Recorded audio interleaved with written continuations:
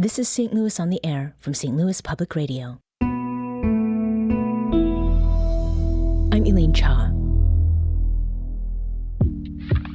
The American Dental Association calls the mineral fluoride, quote, nature's cavity fighter. But there's another voice on this subject. Robert F. Kennedy Jr., the Trump administration's pick to lead the Department of Health and Human Services. Kennedy is a notable skeptic of modern medicine, vaccines, and fluoride. He has called the mineral, quote, an industrial waste associated with arthritis, bone fractures, bone cancer, IQ loss, neurodevelopmental disorders, and thyroid disease. Kennedy stated that the Trump administration would advise the entire U.S. water system to remove fluoride on day one. Whether President Trump makes that a reality is yet to be seen, but dentists are worried about the prospect. And with me to talk about fluoride as well as the challenges of providing dental care, I'm joined by two dentists. Dr. Poonam Jain is a professor and vice dean at ATSU University School of Dentistry and the St. Louis Dental Center. Welcome. Thank you. We also have Dr. Dwight McLeod, who is the Dean of the School of Dentistry and Oral Health at ATSU University. Welcome to both of you. Thank you. So let's begin by talking about fluoride. In 1945, Grand Rapids, Michigan became the first city to add fluoride to its water. And according to the Centers for Disease Control, by 2020, about 77% of Americans were drinking water with fluoride in it. So help us to understand why. What is the connection between fluoride and teeth? Dr. Jain? Yes, thank you so much. It's wonderful to be here. Fluoride, as you said, is a naturally occurring mineral. It is highly reactive. It is found naturally in the earth. It is found naturally in some, states in the water.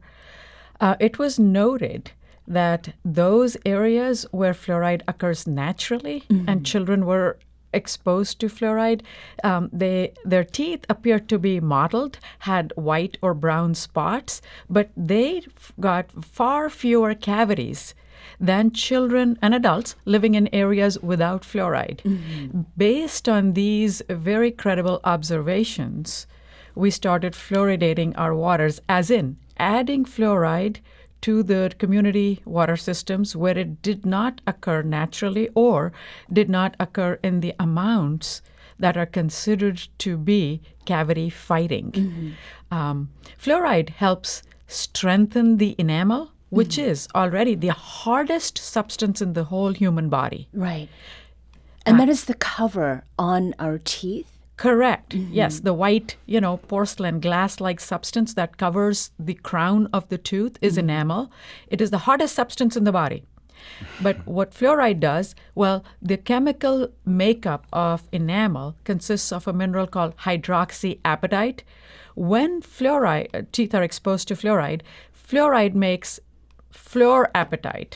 Okay. Fluorapatite is more resistant to acid attack than hydroxyapatite. And so bacteria, when they make acids out of sugars, that fluorapatite is better able to resist that acid attack compared to hydroxyapatite, enamel without fluoride.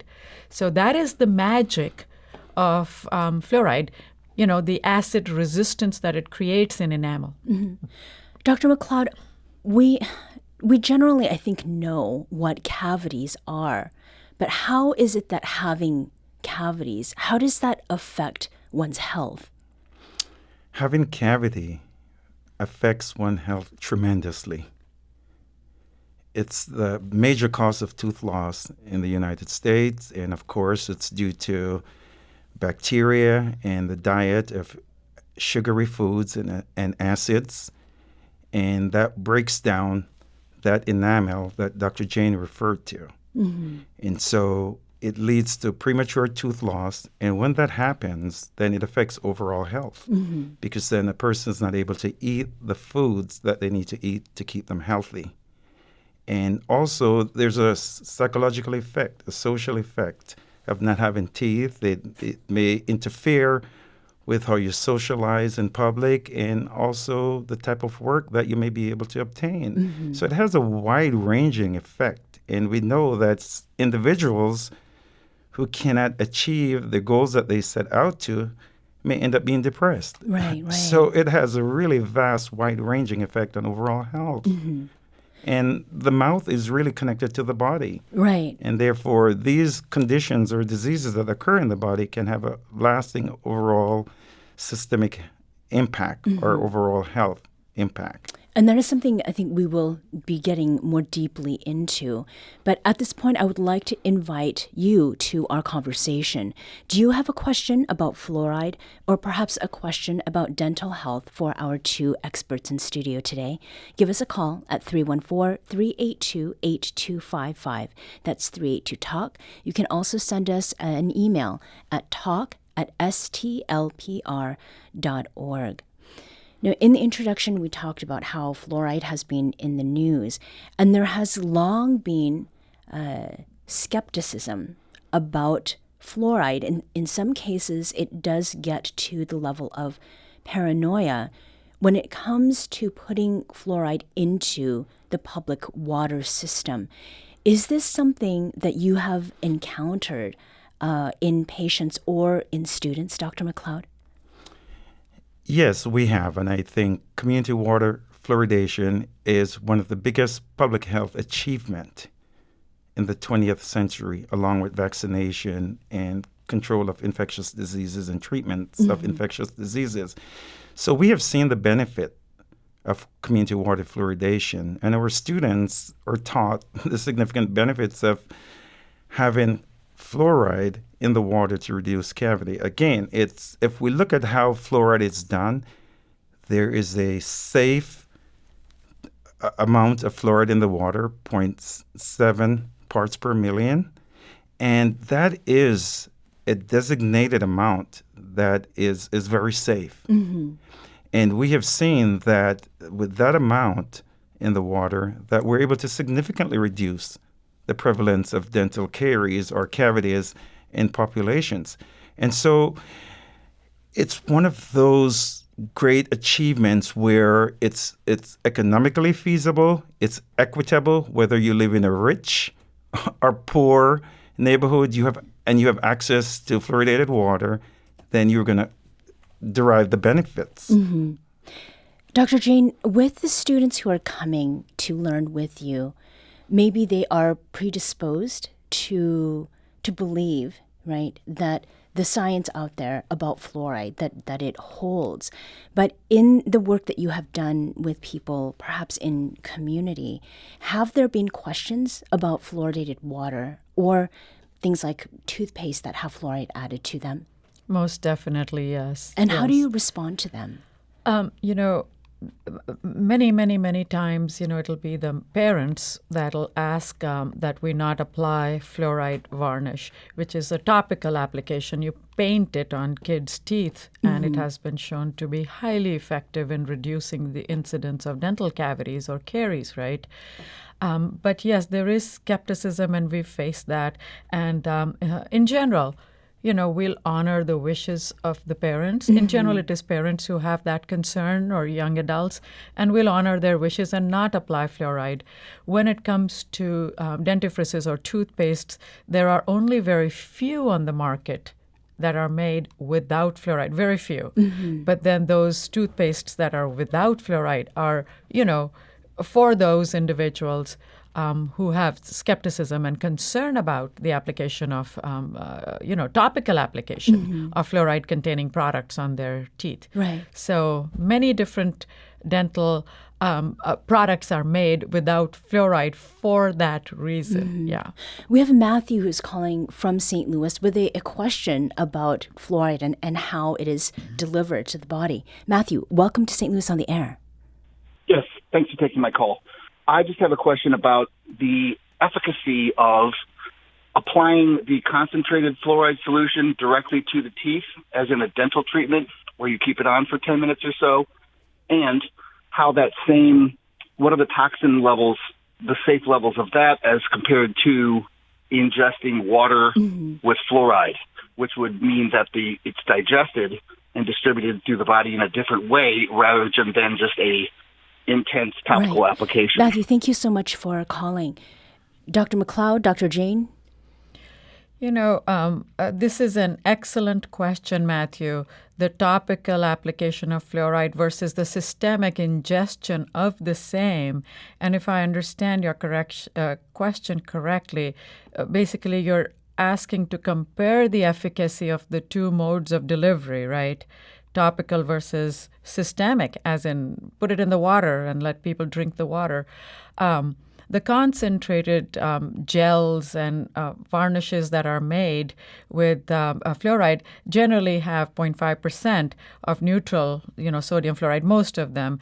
And, we used to have, when we were younger, and you referred to the 10-minute application, we used to have those fluoride trays.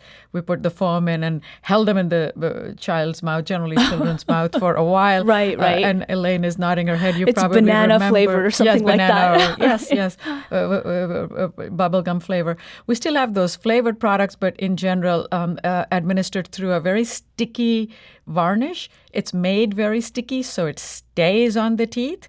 Obviously, some might, very minuscule amounts might be swallowed with the saliva, but it's made very, very sticky. And then you rinse your mouth, and it is removed from the teeth. So the efficacy of that has been found to be very great, very high in reducing recurrent caries and reducing the occurrence of even new cavities or caries, right? Mm-hmm. But then you asked to compare it with the systemic ingestion of fluoride through drinking water, for example. Many European nations add it to their salt. Like we add iodine, that's also systemic, Right. They add it to salt. But the reason why that is done is to make it much more available and easy to administer to the general population versus only those who can, come to a dental clinic and have the topical application. Mm-hmm. Yeah.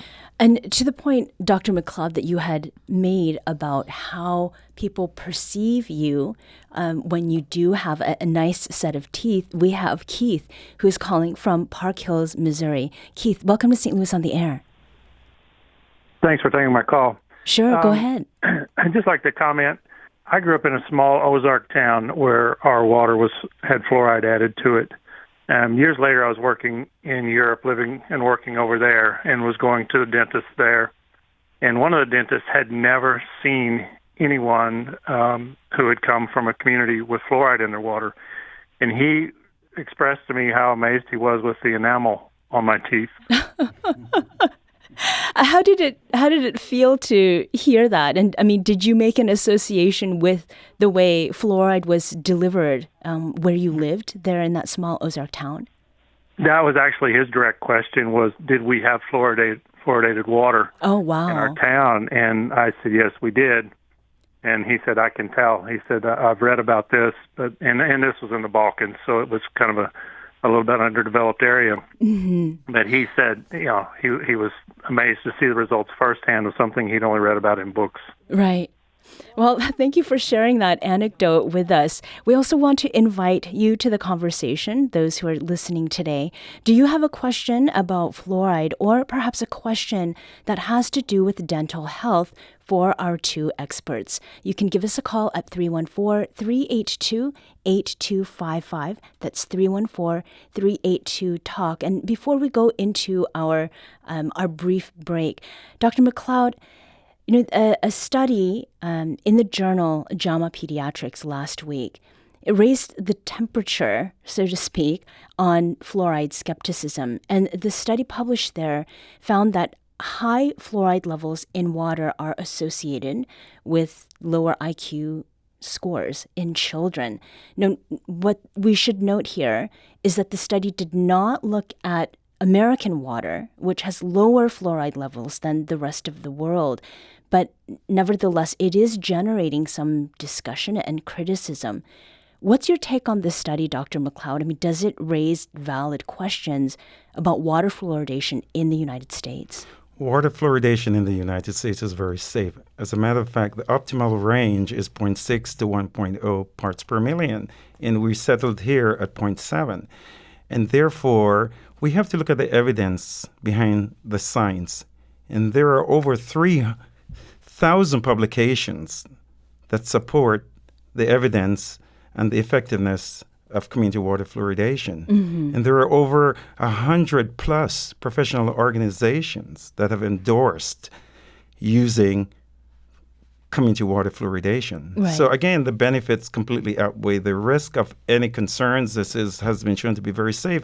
And it's no different than adding vitamin D or calcium to orange juice, or vitamin D to milk, or vitamins and minerals to cereals. So therefore, again, the evidence is there. It's really undisputed that community water fluoridation is very effective, and we have seen the results, and the reduction of caries significantly throughout the United States. And Dr. Jain, very quickly, you are quite familiar with this study. So, I mean, does it raise valid questions? Thank you, Elaine. And as Dr. McLeod said, not really. One, as you mentioned yourself, Elaine, they looked at greater than 1.5 milligrams per liter or 1.5 parts per million of fluoride containing waters, and then they considered it to be toxic. And, you know, what I would like to say is that somebody said it, somebody very wise, hundreds of years ago, Paracelsus, I think it was, what is it that is not a poison? It is the dose that makes the poison. It is the dose that makes the poison. And in the range which we have chosen to be lower, at the lowest possible threshold level of the effective range, we've kept it at 0.7 milligrams per liter. You know, when added to water, community waters, it is extremely safe. So, you know, what is it that's not a poison? It's the dose that makes it so. Yeah. We need to take a quick break, but we will be back shortly to continue this conversation about dental health with Dr. Poonam Jain and Dr. Dwight McLeod. This is St. Louis on the Air on St. Louis Public Radio.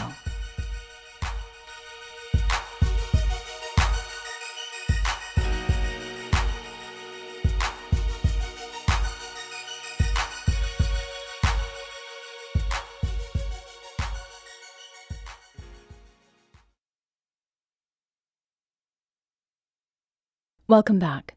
Let's return to our conversation about dental health with Dr. Poonam Jain and Dr. Dwight McLeod. Before the break, we talked about fluoride and some of the discourse that has been coming up about fluoridation of water in the United States. But I would like to bring the conversation to our own backyard right here in St. Louis. Now, the St. Louis Dental Center, it is a center that is located here, and both of you are on the faculty of that. And it represents a partnership between ATSU University and Affinia Healthcare. And the center opened its facility in 2015. How is it that this center came to be, Dr. McLeod, and why was it needed?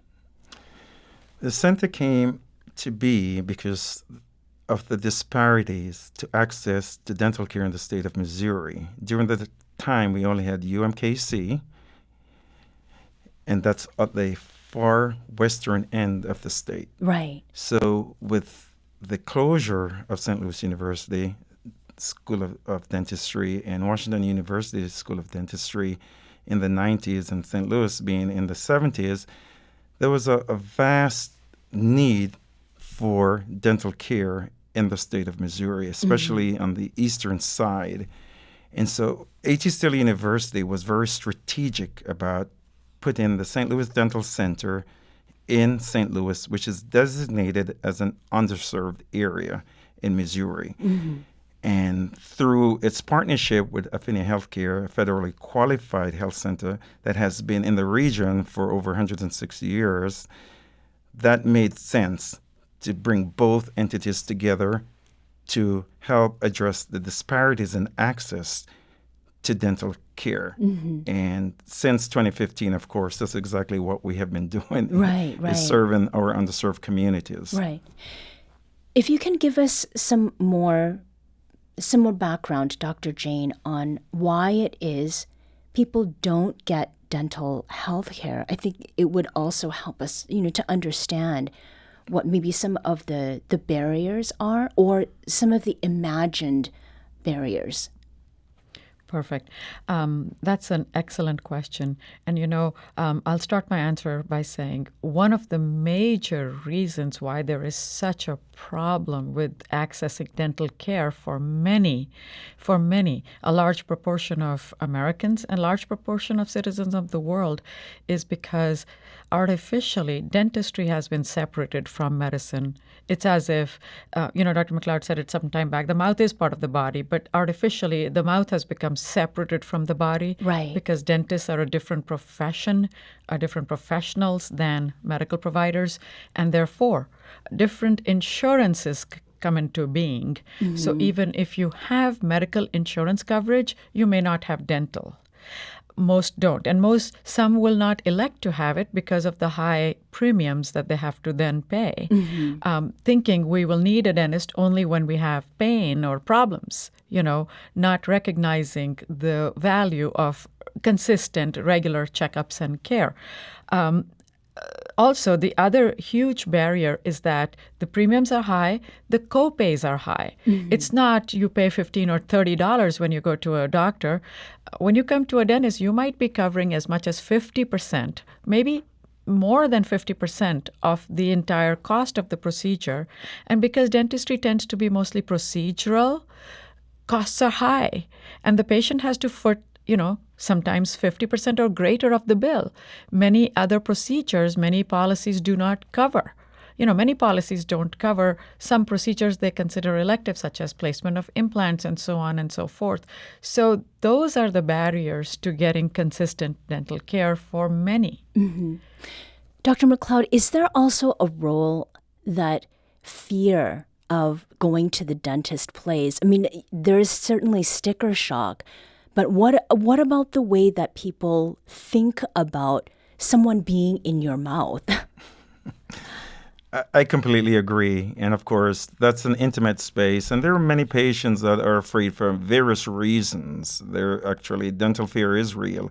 But our goal is to make sure that each patient feels comfortable in the setting. And our job is to make sure that we educate that patient to have he or she realize how important it is to maintain good oral health, because good oral health is really equivalent to overall good systemic health. And as I've mentioned before, premature loss of teeth can actually shorten your life because then it predisposes you to chronic diseases. And therefore, with that being said, we have an obligation as dentists to educate our patients and to make them feel comfortable so that they can access the care that they need, despite the different barriers that we may have. But at the St. Louis Dental Center, that's exactly what we do in providing affordable dental care at very low fees and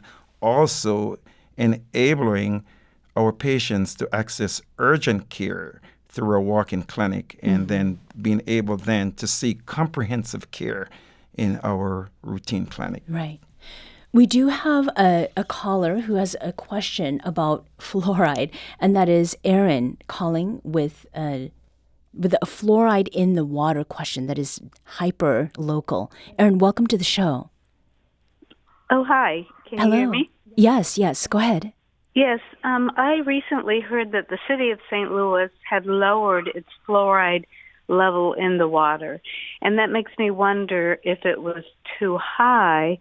And it is, I know the right amount of fluoride is important, and I'm wondering if some of the negative effects of having too high of fluoride in our water could have been causing things like, dental fluoridosis, I think is what it's called, and also osteoporosis and some of the other things that they worry about fluoride in the water. And I did read that topical fluoride was more effective at preventing cavities, and so plus you spit it out, so you don't end up swallowing it.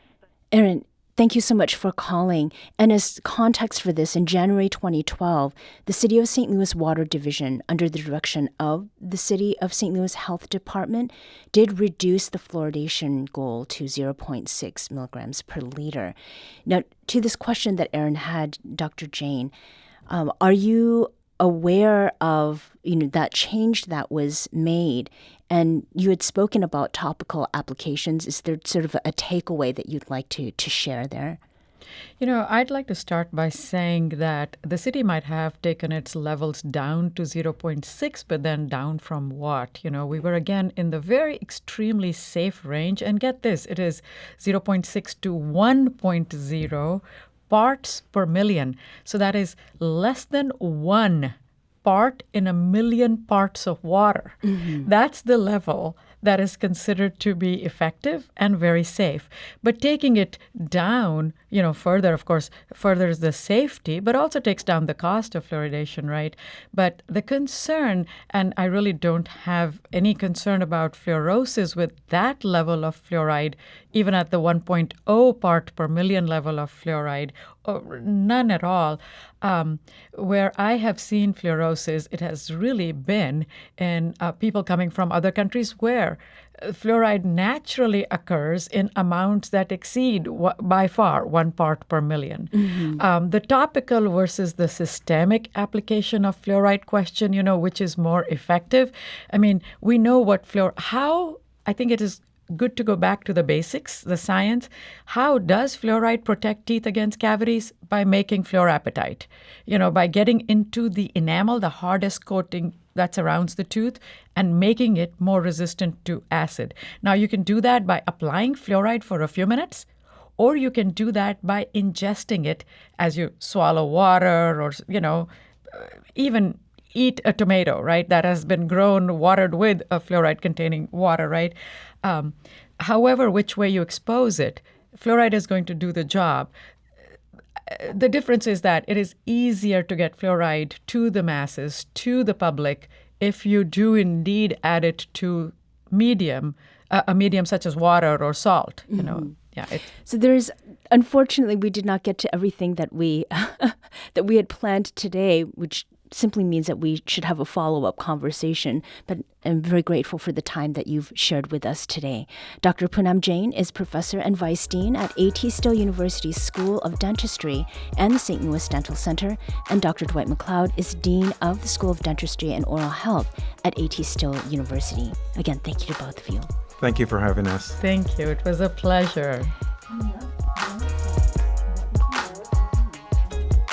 This episode was produced by Danny Wissentowski. Audio engineering and podcast design by Aaron Dorr. Our executive producer is Alex Hoyer. St. Louis on the Air is a production of St. Louis Public Radio. Understanding starts here. Do you find yourself regularly listening to episodes of St. Louis on the Air? Suggest us to a friend you think might enjoy our conversations, and leave us a review and rating on Apple Podcasts on the App Store. It's the simplest way to help people discover our show. Thank you. St. Louis Public Radio is a member-supported service of the University of Missouri St. Louis.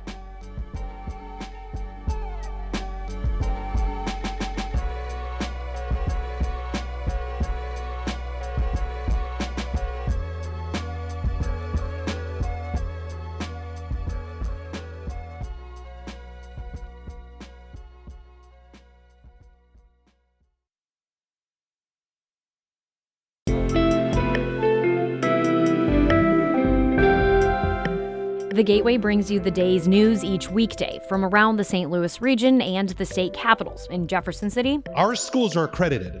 We don't need this bill. And Springfield. How many more years must pass before lawmakers see time is of the essence? I'm Abby Larico. Join me each weekday for The Gateway on the STLPR app or wherever you get podcasts.